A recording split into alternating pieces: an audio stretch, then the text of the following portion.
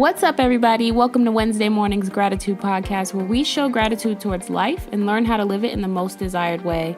I'm your host, Mo, and I am beyond happy to be here with you all, sharing knowledge of abundance, gratitude, and getting serious about manifesting better living. If you aren't already, go ahead and connect with me on social media platforms. We're on Instagram at Wednesday AM Podcast, Facebook and YouTube at Mama Mo Vibes with a Z, and I have a Facebook group, Welcome to Anyone. It's called Manifesting Reality. So guys, I want to kick off every podcast with a thank you. Thank you to those tuning in. Thank you for supporting. Thank you for a beautiful Wednesday morning. And of course, all thanks to the Most High for waking us up, allowing us to seize the day, and giving us another chance to become the better version of ourselves. What's up? Welcome back, guys, to another Wednesday morning with your favorite host, Mo. I am so happy to be here, guys. Just as usual, I am very passionate about today's topic. We're going to talk about reality. Reality, that's the harsh reality that we don't ever want to face, is what is actually reality? What is it? What is being realistic? What's having an idealistic life? Let's talk about it.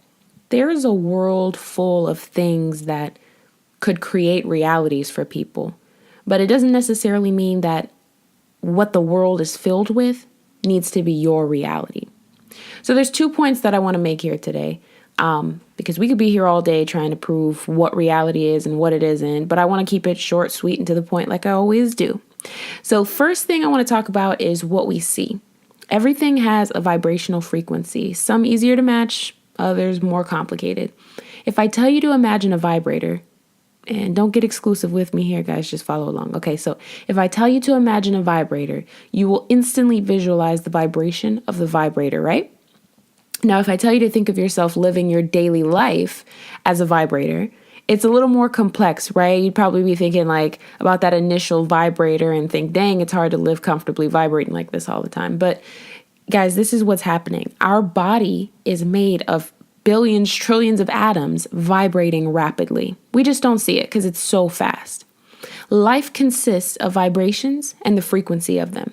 So think of things as a radio station. If you want to hear 94.1, you've got to do what? You got to turn on the radio and put it to the channel 94.1. If you put it on 93.3, you're not going to hear what's on 94.1 because the frequency doesn't match. You'll hear something, but you won't hear what you want to hear because you'll have it on another station.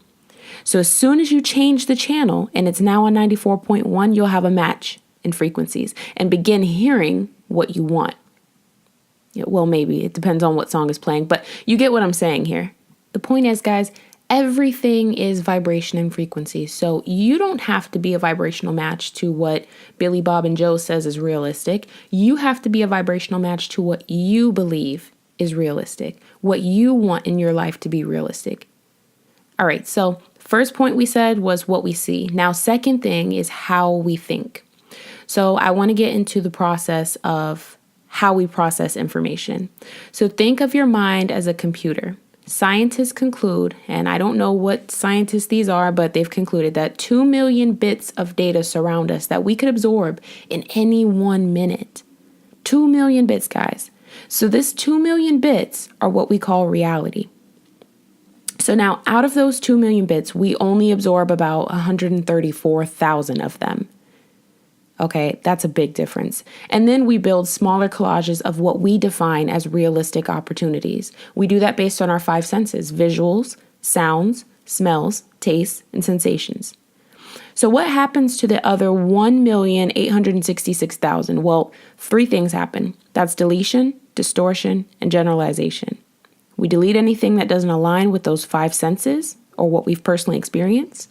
We distort things based on experiences, and we generalize because of society and experiences.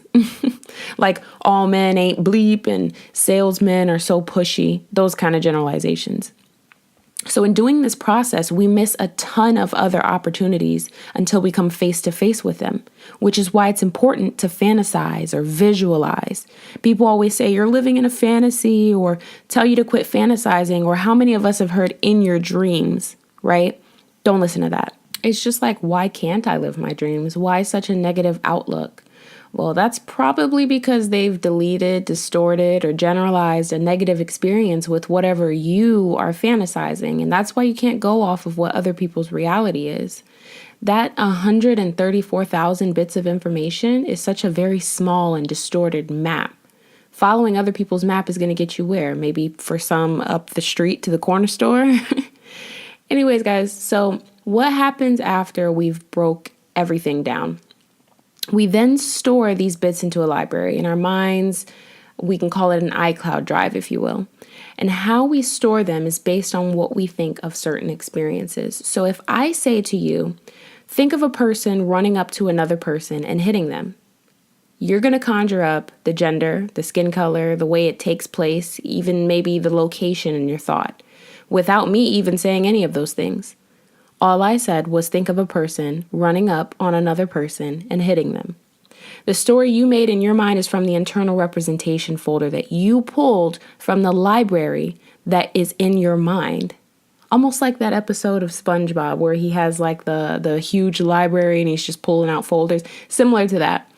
So once we've created all these folders of different internal representations or experiences, we then provide meanings to them.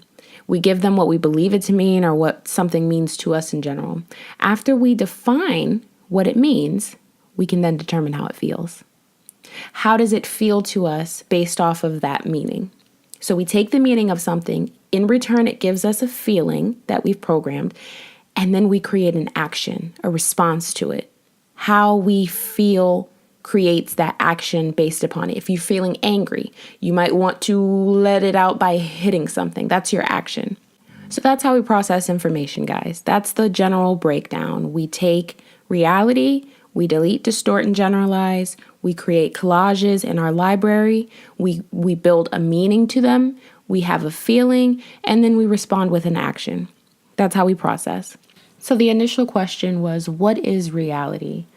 And I hope that you can take away from this that reality doesn't have a definition. We define what reality is, and it's ever changing. It's always changing. We make it what we want it to be. So if you've been raised to believe reality is working 40 hours and receiving your paycheck every week or 2 weeks is a positive connection to your reality, you can't tell an entrepreneur that they're being unrealistic if they've built a positive connection to working for themselves. Those are two different libraries, guys, none more right than the other. And to put it into better perspective, if all reality was supposed to be the same and Walt Disney had the same idea of reality as you, would we have Walt Disney World? Even better, think of the company that you work for. If all reality was supposed to be the same, would you have a job? The CEO of that company would have never stepped out of society's reality and created his own, so you wouldn't have a job. You wouldn't have a job. We've got to retrain our brains to stop trying to define realistic with other people's idea of it. We've got to clear the data that we don't want from our computer, our mind, and drag and drop what actually makes us genuinely happy, what we love, what we're passionate about. Our desires, what we fantasize, those things that they tell you stop doing, your dreams. You can live your dream. I want to leave you all with a quote by Albert Einstein. It says, "Reality is merely an illusion, albeit a very persistent one." I will catch you guys next Wednesday.